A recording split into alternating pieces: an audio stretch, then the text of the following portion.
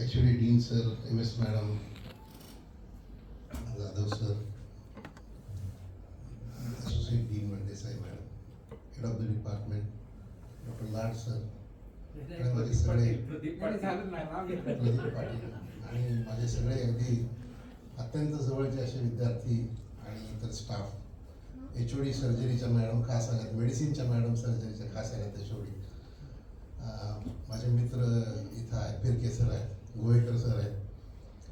सगळ्यांची नावं मी घेत बसत नाही, पण मी आज एक असं ठराविक असं लिहून वगैरे भाषण तयार केलं नाही, मुद्दामच तयार केलं नाही. याचं कारण असं आहे की हा एक इमोशनल क्षण असतो आणि अशा वेळेला जे आपल्या हृदयातून बाहेर पडतं, आपल्या आतून जे बाहेर पडतं ते जास्त महत्त्वाचं असतं, ते जास्त दैवी असतं.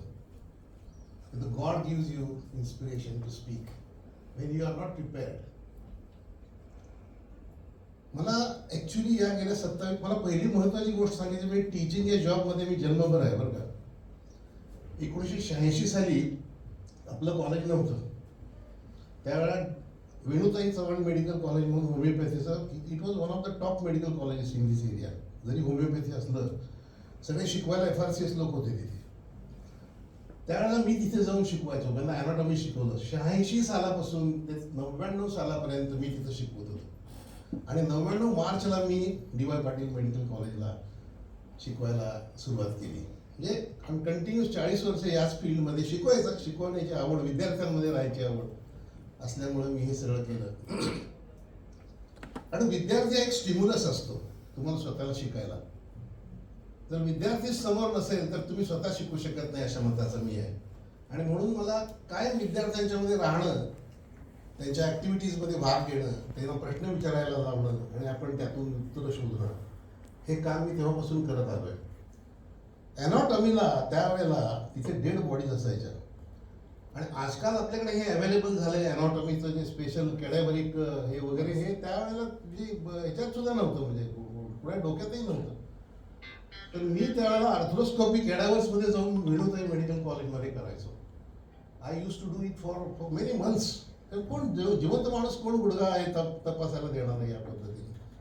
आणि त्यातून स्किल्स काही डेव्हलप झाले आणि मग आर्थ्रोस्कोपीचं माझ्या नशिबाने बऱ्याच गोष्टी घडल्या. एरिक्सनची गाठ पडली. प्रोफेसर एरिक्सनने मला स्वीडनला बोलवलं, तिथे 2 महिने राहिलो. नंतर 99 साली मला अमेरिकेला लॉस एंजेल्सला सुद्धा एरिक्सननीच पाठवलं खरं म्हणजे, आणि तिथेही मी काही काम केलं. पण ह्या दोन्ही फेलोशिप्स जरी आपण बाजूला ठेवल्या तरी मला खूप काम करायला मिळालं, कारण तेव्हा लोकच नव्हते ते काम करणारे, पर्टिक्युलर काम करणारे. मी इथून मुंबईला जात होतो जो 10 वर्ष डॉक्टर बावडेकरांच्याकडे, आणि तिथं जाऊन मी आर्थ्रोस्कोपीज करायचो. KEMच्या डीनच्या बायकोची आर्थ्रोस्कोपी मी केली. त्यानंतर आपले रेल्वे मंत्री मधू दंडवत यांची मी आर्थ्रोस्कोपी केली मुंबईला जाऊन बावडेकरांच्याकडे. अशा खूप म्हणजे आठवण्यासारख्या गोष्टी या सगळ्या आहेत. पण त्यापेक्षा महत्त्वाचं मला आता या इन्स्टिट्यूटबद्दल सांगायचं आहे. हे हॉस्पिटल झालेलं नव्हतं. ह्याच्या अगोदर 1 वर्ष 99 साली तिथे मी लागलो पहिल्यांदा, आणि तिथं पण मी ऑपरेशन्स केली. त्यानंतर इथं आल्यावर मी इथे बरेच वर्ष मी इथं ऑपरेट करत होतो. या सगळ्या नवीन टीम्स आल्या, मुलं आली, मग आपण त्यांच्या खांद्यावरती माझं होसं मी टाकलं. पण तोपर्यंत मी करत होतो, ऑपरेट करत होतो. हे हॉस्पिटल बांधत असताना ही इमारत त्याच्यावर तेच आम्ही पाहत होतो. आणि इथं जेव्हा मात्र हॉस्पिटल सुरू झालं त्यावेळी एक गोष्ट मला प्रामुख्याने सांगावीशी वाटते की खरोखर कोण नव्हतं त्यावेळेला ऑर्थोपेडिक डिपार्टमेंटमध्ये. मी एक होतो आणि तो नायकवडी नावाचा आता सध्या इचलकरंजीला प्रॅक्टिस करतो तो सिनियर रेसिडेंट होता. आम्ही दोघं इथं इतकी, आणि त्यावेळेला कॅम्प घ्यायचे. संजय पाटील साहेब आम्हाला सांगायचे की तुम्ही आम्हाला मदत करायला पाहिजे आत्ता सध्या. आम्ही कॅम्पवर जायचो आणि रोज 3 वाजायचे घरी जायला. आणि इट हॅपन्ड फॉर 1.5 years. त्यानंतर लाड सरांच्या मागं लागून त्यांना रिक्वेस्ट करून करून करून कसं तरी करून त्यांना मी ते त्यांच्या घरी उतरवलं की हे काम करणं इथं चांगलं आहे. आणि त्यांना म्हटलं की मी काय नाही आहे, तुम्ही या. मग लाड सर आले, आणि लाड सरांनी खरं म्हणजे माझा एक जू होता ना, एक खांदा, ते 2 बैल लागले ते पहिल्यांदा तिथे त्या गाडीला लागले. त्यानंतर कितीतरी वर्षांनी प्रदीप पाटील सर आले, आणि मग मात्र गाडा चांगला चालू झाला. आणि मग बरेच लोक करायला मी म्हणलं आता आपण जरा बाजूला येऊया. म्हणून मग मी काय ऑपरेटिव्हमध्ये जास्त लक्ष घालायला घातलं नाही. मी मग जास्तीत जास्त म्हणून अकॅडमिशियन म्हणूनच काम करायला लागलो. पण तुम्हाला सांगतो प्रेम इतकं होतं, प्रत्येक भांडत होतो आम्ही. लाडांचे आणि माझे तर मतभेद बरेच चालायचे, पण इतकं प्रेम होतं की डीप सीटेड कुठेतरी आत प्रेम होतं.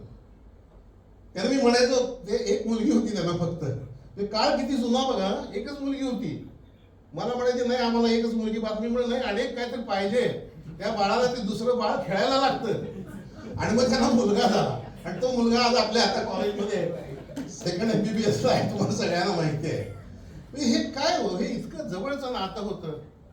आमच्यात वादविवाद व्हायचे, आमच्यात काही हे व्हायचे नाही, आणि ते व्हायलाच पाहिजे. Department debate is the basic. Debate म्हणजे ते ज्ञान मिळवण्याचं बेसिक साधन डिबेट आहे, बरोबर ना?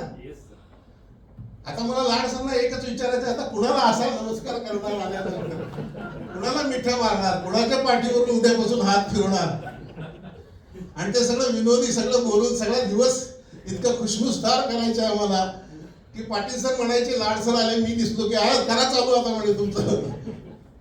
आता ते that I will miss a lot. Govekar sir म्हणजे मूर्ती लहान पण कीर्ती महान आहे. आम्ही त्यांना आमच्या डिपार्टमेंटचे फडणवीस म्हणतो. माझ्या आयुष्यातली सगळ्यात जास्त फिलॉसॉफी मी कुणाकडनं शिकलो असतो तर त्या माणसाकडनं शिकलो.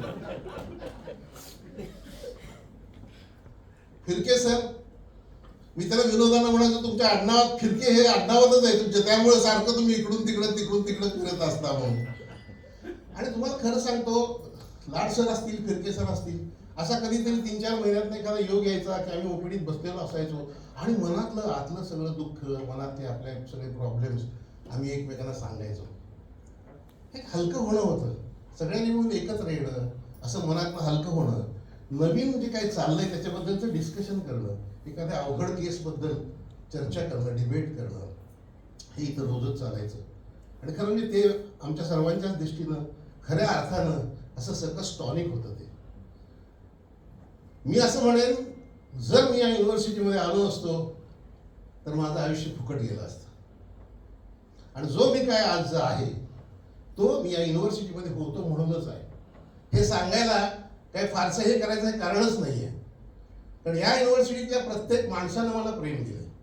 आत्तापर्यंत आलेल्या प्रत्येक डीननी प्रेम दिलं, प्रत्येक मेडिकल सुप्रिटेंडेंटनी प्रेम दिलं, असिस्टंट रजिस्ट्रारने प्रेम दिले, सगळ्यांनी मला मित्रासारखं वागवलं. शर्मा सरांनी मला अगदी मित्रासारखं वागवलं. मला अजूनही शर्मा सरांचं आठवतं. SW कुलकर्णी नावाचे डीन होते, ते तर माझ्या घरी यायचे. माझ्या वडिलांना वगैरे मी त्यांना भेटवलेलं मला आठवतंय. म्हणजे आणि संजय साहेबांचा तर प्रश्नच नाही. मला मी 5च मिनिटं बोलतो. संजय साहेब मग का इतक्या वर्ष या इन्स्टिट्यूटमध्ये टिकलो असेल असं जर तुम्हाला सांगायचं असेल तर त्याचं खरं कारण मी तुम्हाला आज सांगतो. जवळजवळ इथं नुकतंच सुरू झालं होतं, म्हणजे 2001 काही 1 साली का काहीतरी ही बिल्डिंग वगैरे, आणि 5-6 महिने सुद्धा झाले नव्हते तर संजय साहेब स्वतःच्या आईला घेऊन स्वतः व्हीलचेअर ढकलत आमच्या ऑर्थोपेडिकच्या केबिनमध्ये आले. आणि नेमका तोच काळ होता, मी आणि तो रेसिडेंट एक होता, दोघंच होतो त्यावेळेला. आणि मला दाखवायला आईला घेऊन आले. मग त्यांच्या गुडघ्याला वगैरे मी बघितलं, परत खुर्चीत बसवलं की मला असं वाटलं की संजय साहेब स्वतः हे ढकलायला नाही पाहिजे व्हीलचेअर. पण तिथं होते वॉर्डबॉय आमचे होते तिथे. मग मी काय म्हटलं, आईला बसवलं आणि संजय मी वॉर्डबॉयला म्हटलं, अरे सराला काय हे करायला लावतोस तू, हे का वॉर्डबॉय हे घेऊन जायला एक्सरे काढायला. त्यावेळेस संजय साहेब मला म्हणाले, सर मला आवडेल माझ्या आईला बरोबर तिची व्हीलचेअर ढकलायला. आणि त्यांनी त्याला ढकलू दिली नाही व्हीलचेअर. आणि ह्या टाईपचं त्यांचं ॲटिट्यूड आईच्या बाबतीत आणि वडिलांच्या बाबतीत मी इतके वेळा पाहिलंय की मला त्याच वेळेला असं वाटलं की जो माणूस आपल्या आईवर एवढं प्रेम करतो तो त्या इन्स्टिट्यूटवर तितकंच प्रेम करत असणार आहे. आणि अशी इन्स्टिट्यूट आपण नाही सोडून जायचं. त्यामुळे मी काही वेळेला सोडून जाऊ का काय असा जरी विचार आला तरी हा क्षण माझ्याकडे लक्षात यायचा की इतके चांगले मालक आहेत आणि कशाला सोडून तुम्ही जाताय, कधी त्यांनी तुम्हाला त्रास दिला नाही. आणि म्हणून मी कायम शेवटपर्यंत म्हणून म्हणणार तुम्ही you are the first person की ऑफिशियली तुम्ही, त्यामुळंच की संजय साहेब इतके चांगले आहेत तर मी कशासाठी सोडून जायचं इथून. आणि DY दादांचं तर माझ्यावर खूप प्रेम होतं. माझ्या 2 पुस्तकांचं प्रकाशन त्यांच्या हस्ते झालं. DY दादा मला अजून आठवते, त्यांचं ते ज्यांच्यावर प्रेम करायचे त्याच्या बाबतीतलं त्यांचं जे म्हणजे विलक्षण ही संस्था सगळ्या एवढ्या का स्थापन झाल्या असाव्यात त्याचं कारण मला तिथं दिसलं. मी बोलत होतो, शेजारी ते बसले होते, मग ते बोलायला उभं राहिले. माझ्या पुस्तकाच्या प्रकाशनाचा समारंभच होता आणि DY दादांनी माझ्या डोक्यावरती हात ठेवला आणि समोर फुल भरलेलं ते ऑडिटोरियम होतं शाहू स्मारक भवनचं. आणि मला म्हणाले की मी यांना आशीर्वाद देतो की यांना एक दिवस नोबेल पारितोषिक मिळावं साहित्यातलं. विषय मला नोबेल पारितोषिक मिळण्याचा नाही आहे, पण विषय त्या माणसाचं एखाद्या प्रेम त्याच्यावर जो करतो त्याला काय व्हावं असं वाटतं. केवढी मोठी आकांक्षा, ही आकांक्षा त्यांच्याकडे होती म्हणूनच आज इतक्या युनिव्हर्सिटीज त्यांच्या नावावरती आहेत आणि त्या माणसाला आज देव मानतात लोक. याचं कारण ते आहे, हे अशा पितृतुल्य आणखी देवतुल्य अशा जे लोक ज्यांनी स्थापन केलेली ही संस्था आहे, त्या संस्थेमध्ये मला इतके वर्ष काम करायला मिळालं.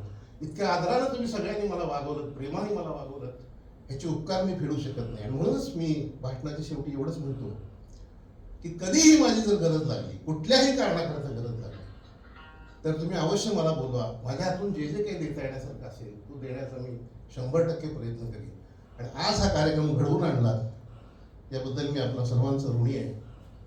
आणि इथून पुढे आयुष्यात काय करायचं हे मी ठरवलेलं नाही आहे, पण ईश्वर मला सद्बुद्धी देईल आणि मी काय करावं याच्याबद्दल तो मला मार्गदर्शन करेल अशी मी आशा व्यक्त करतो.